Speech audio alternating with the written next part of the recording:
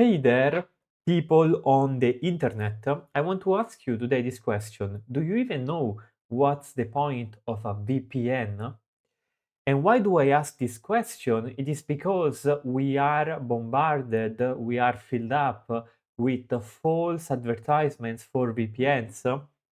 So the point of this video will be to explain what exactly is a VPN from a technical point of view, and this will prepare us for a future video in which I will showcase how you can configure your own VPN using a VPS, using a private server. So continuing the video that I've done on web hosting. So that's the idea. Now let's get straight to the topic. Now, if you've been on the internet, you've clearly seen lots and lots of advertisements regarding VPN. Now, VPN providers, they pay for this marketing and they tell the people to say certain things, right? Which are pretty much lies. Now, what are the lies of the VPN providers? So let's present it a little bit fancier. Now, if you've been on the internet, you've probably seen things like, oh, VPN increase your internet security. VPN use military-grade encryption. Without a VPN, you shouldn't connect to a public Wi-Fi. You should be afraid that an attacker will actually take data from you. They will see your packets. They will see your what you do on the network. You know, all sorts of bullshit. Because this is pretty much bullshit. And basically, they make no sense. They are not. They don't have a reality in the technical sense. People who are aware about these things know that no, VPN are not meant to increase your internet security. Okay, things are much more complex than VPN providers want you to know. All of this VPN selling is just to provide a false sense of security and also to sell services which most of the time you probably don't need.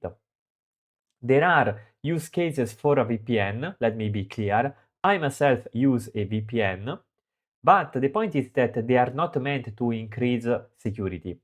At most, they are meant to, let's say, increase privacy, but even then, it's not that straightforward. It is not always an increase in privacy. You're just changing the entity you're trusting your traffic with, basically. So, what's the truth? Well, the truth is that the main protagonist for the security of the internet is not a VPN provider like they want you to know. It is the TLS protocol, okay? This is a standardized protocol. So a lot of people came together and work on this protocol, and this protocol forms the basis of HTTPS. Now, when you connect to a website and this website is using HTTPS, basically what it means is that you have the following protocol stack. You have your application data, which is wrapped into a TLS packet, which is wrapped into a TCP, which is wrapped into an IP. That is the protocol stack of a secure internet. Now, when your packets is wrapped by a TCP, when your data is wrapped by a TCP, by a TLS packet, it is encrypted. This means that a man in the middle will not be actually able to read your data. And also, TLS contains authentication mechanism through TLS certificates, which make sure that the man in the middle cannot fake to be an external server, okay? Now, the security offered by TLS is not 100%. There are certain attacks, especially on the authentication with the TLS certificates. However, it is pretty strong and it covers most cases. So that's the idea. When you think about security in the internet, do not think about VPNs. That's just fake bullshit. Think about TLS. That's real technology, okay? Now, what's the problem with VPNs? Well, they say that VPN will encrypt your traffic. To be honest, VPN use open source technologies which anyone can use. You know, that's the funniest thing about that. They sell their services like they are the only one who developed this cool, amazing technology to protect your data, while in reality, under the hood, they're just using open source technologies and they're selling them to you monthly for a lot of money. Now, once again, not all VPN providers are like trying to scam you. Some of them are okay. I use some of them, so like I'm not attacking all VPN providers. However, some of them have these very aggressive marketing strategies, which is really aim at spreading misinformation in order to sell their products. I have no problem with making money. I don't think money by itself is evil. However, when you start to sell products and during that selling you spread misinformation, well, to be honest, I think that's kind of evil. It's not evil the fact that you want to sell your product. Of course, you're gonna talk about your product in the best way possible. I understand that it's normal. However, that does not mean you have to lie about the things, and it does not mean you have to omit the real truth, which is the TLS protocol. Okay? So, because, like, for example, they always say this thing, like you're in a public Wi-Fi and then you are connected to a website, and without VPN, you can be attacked. Because their threat model, what is their threat model? Well, basically, their threat model is this. You are this guy, okay? And you are in a Wi-Fi, so this is an access point. This is like a public Wi-Fi, whatever. Wi-Fi. And this is you, and this is the attacker, okay? The attacker is smiling because he's evil, and this is the attacker. So you're connecting to the normal access point, and then this access point is connected to the internet. Okay, perfect. Now, the kind of situation they come up with is that, oh, look, if you're using a Wi-Fi with a public access point, the attacker is able to read this, either by just sniffing the traffic on the air, or by faking an AP, another AP, and by letting you connect to this other AP, and then you connect to the internet. Well, to be honest, the TLS protocol here comes to help in all kind of scenarios. Because first of all, when you use TLS, the data is encrypted within your device, which means that as soon as it gets out into the network, even if the network is insecure, the packets are still encrypted. I mean, TLS was actually developed as a defense mechanism assuming insecure networks. That's the whole point of TLS. You don't need a VPN for that. There's TLS, it's a protocol, it's a standardized protocol of the internet. It's a great thing that we have developed. Let's use it, right? So that's one thing. That's one way in which you can break this down. Also, consider this. Okay, let's say you're using a VPN, right? So you have a VPN and you feel secure. Well, to be honest, what the VPN does, once again, this is you. So this is the VPN server, okay? And this is the server you want to target, this is just your server you want to connect to. Without VPN, you would establish a direct TLS connection between this endpoint. With the VPN, actually what you do, you connect to the VPN, okay? You connect to the VPN and then the VPN connects to the target. Now they say, okay, now this thing is encrypted, perfect. Now the point though is that if your target does not run proper TLS, this piece of segment in a network is still not secure. For example, if it runs raw HTTP, this segment is still not secure and therefore you're not really fully secure, because guess what? Security does not depend on how much you pay your VPN server. Security matters on the entire segment between you and your target. And if your target instead supports TLS, then you actually don't need to have this other man in the middle. You can just directly use TLS. This is with respect to security. Now notice, however, that with respect to privacy, for example, there is a difference in VPNs, and it is in the fact that if you connect directly to the target, many times the internet service provider, which gives you access to the internet, so it sits at the beginning of your internet connection, will actually understand the domain name you're going to connect to thanks to a metadata called the SNI, which stands for server name indication, something like that. I don't remember exactly, but basically this is sent during the TLS handshake. This metadata is sent, and this metadata contains the name of the domain you're connecting to.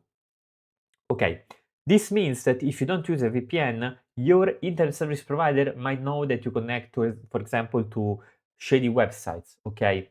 Is that really a problem? It depends where you live. Sometimes you have places where they put heavy constraint on the internet, and this could be a problem. And in those places, a VPN could be useful, a useful mechanism, okay? It's not as simple as that because, of course, even VPNs can be blocked because sometimes their traffic is recognizable, but still better than nothing, right? So basically, that's the idea. So to actually understand even more, because now we go to the technical part of the demo, I want you to actually see in practice what is a VPN. Well, what's the point of a VPN? Now, let's go back to general networking knowledge, okay? Now, in the internet, there are two types of networks, public networks and private networks. What's the difference? The difference is that a public network, by design, is accessible by anyone who has internet connectivity. If you host your service, like a landing page, you want to host that within a public network so that anyone on the internet can reach that server. Instead, a private network, by the word, is something that is private. It means that it lives, for example, within a company, within a household. For example, typically in your house, you must have a network like 129.168.10/24. Okay? Now, a network is a collection of IP addresses. And to write out a network, the notation that we use, this one, is composed of an initial IP address, which contains the sort of like the starting address, and then a number. Okay, this number is very important because it represents the size of the network, which is also called the net mask. So, for example, consider this 192.168.10/24. It means that in here we have 256 addresses, starting from 0, 1, 2, up to 255, which is the broadcast address. So usable, we have 254 because we have to remove 2, okay? So through this notation, we can list out all the addresses that we have in that particular network, okay? So, for example, if you use the IPA command here, you get a bunch of network interfaces that you're connected to. So basically, that is the idea. Now, for example, in my machine right now, I have three different network interfaces. I have a Wi-Fi, I have a loopback, and I have a Docker interface, right? Now, this loopback actually is not connected to the internet. It is used to test out networking stuff because loopback is actually implemented by the kernel. So it does not even go out into the internet. So that's the idea. So what's a VPN? Well, a VPN is a virtual private network, and everyone who says, oh, look, a VPN is for security because there's written private on it, right? That's not the point, right? So a VPN allows a computer to connect to a private network found in another computer using the public internet as the physical means for transferring data. Okay? So what does it mean? Suppose that we have a local laptop, right? We are the employees of a company. Now the company has an internal private network of this form, 10.0.0.1/24. And the remote server of the company has this public address, 198.158.5178. So within the remote server, let's say that we have a particular service that is listening within that internal network, okay? So what's the point? Well, the point is that here, outside, for example, we are at home, okay? We are at home and we need to connect to the network of the company. This is the company network, okay? Now, the company network has an internal private network, a specific topology. It could be an Active Directory, it could be web applications, back offices, things of the sort. Now, we don't want to expose all of those services to the public internet. It doesn't make sense. So what do? We expose a single point, which is going to be the access to the VPN. You connect to the VPN, and then it's sort of like you are inside this private network. It sort of like creates this tunnel, which, yes, this tunnel is encrypted, so is encrypted, and initially VPNs were developed exactly for this reason. They were not developed as proxies to change your IP. They were developed so that you could connect to this internal private network of your company to allow, for example, for remote working, for working from home. That makes sense, right? So that's the idea. Now, let's see in practice, how does it work? Well, here I have set up a VPN. So here I have set up a VPN. So how do we connect to my VPN? And by the way, in the future video, I will showcase how to configure your own VPN from scratch. If you're interested in that, however, let me know. Leave me a comment, give me some feedback so that I know that you'll be interested in that. So let's start. To connect to the VPN, I have to do this sudo wquick app vg0.conf. Okay, this file contains the information required by the client to authenticate with the server. Okay, so I do this. At this point, look at it. If I do IPA, notice that now I have a fourth network interface, which is this WG0. So I have a new network interface. It's sort of like my computer now has not only 4 networks, but 5 networks. And the last one is the virtual private network. And notice that the IP address I have within the network is 10.0.0.2/32. Okay? Now, this address is not public. No one from the public internet can reach this address. This address only makes sense within this local context of me and my company, okay? Think of it as a namespace that is private, that only makes sense to a certain number of computers in the world, my company's computers, and my laptop, right? That makes sense, I hope. So, let's see 2 practical examples, the first of which was the historical reason for which VPN were introduced, accessing an internal application. So, let's say that we have this Flask application, okay? This is just a simple application that we return a JSON file at an endpoint, /hello, okay? And this is gonna listen on the endpoint 10.0.0.1. So it is a server that runs within the private network of the VPN that the VPN allows us to connect to. So to actually use this VPS here, let's remove this key which is no longer needed. We're gonna connect to using this key to Debian to the IP address that this is also this has been showcased in the previous video. Okay, so we are in. Now at this point here we find this hello.py. We activate the environment and we activate the app. Okay, so pretty simple. And here we're just gonna remove this shell. We don't care. Now we don't want to go here. We want to go here. Perfect. Okay. Now at this point, through the VPN, look at this. Now here I am on my host machine on my laptop. I'm not on a server anymore. However, I will do this kind of curl and look what I got. Okay. So that's the idea. This is the whole point of a VPN. Let's see what happens. I'm sitting on my laptop at home. Okay. I'm just working for my company and stuff like that. Within then here is the public internet, okay, and here is my company network, okay, company network, which is private. Perfect. Now, within this company network, there is this server, this is Flask, this is running a Flask application. I don't want to expose that to the public internet, so what do? I create a VPN with a public access point here, okay, so that anyone can access it, anyone who has the credentials, anyone who can authenticate to the VPN endpoint, and this VPN endpoint allows me to access this internal network. Perfect, sort of like the gate. I use the internet to access this public gate, and once I access it, once I authenticate it, my computer creates an encryption tunnel towards the company's network.